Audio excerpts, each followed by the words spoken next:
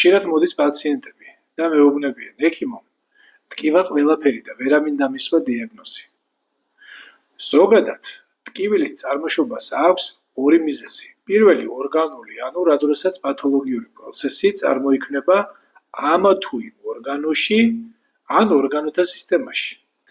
მეორე მიზეზი ფსიქოსომატური, რა დროსაც პაციენტს ხანგრძლივი ფსიქოემოციური გადაძაბვისა და ადამიანის ფსიქოლოგიური თავისებურებებიდან გამომდინარე განვითარებული შემაწუხებელი ტკივილი კუნთებში, ძვლებში ან თავის ტკივილი.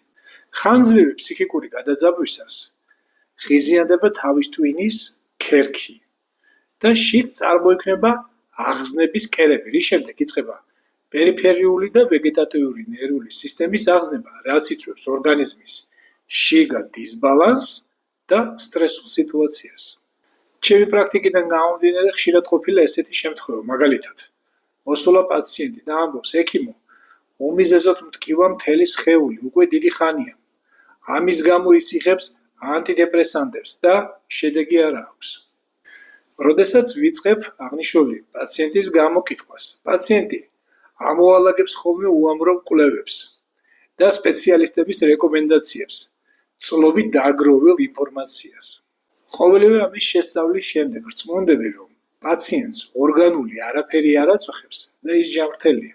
შემდეგ გამოკითხვისას აღმოაჩენთ, რომ მას მიღებული აქვს სერიოზული ფსიქოემოციური სტრესი.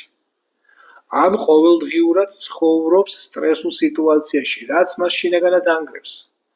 საკმარისია ამ კატეგორიის პაციენტს აუხსნა, რომ ყველაფერი ამის მიზეზი არის მისი ფსიქოემოციური ფონის გადაძაბვა, ისინი იწყებენ ტირილს. გამოსავალი: ამ კატეგორიის პაციენტებში აუცილებელია ფსიქოემოციური ფონის დალაგება, გარემოს შეცვლა და ფსიქოლოგის კონსულტაცია.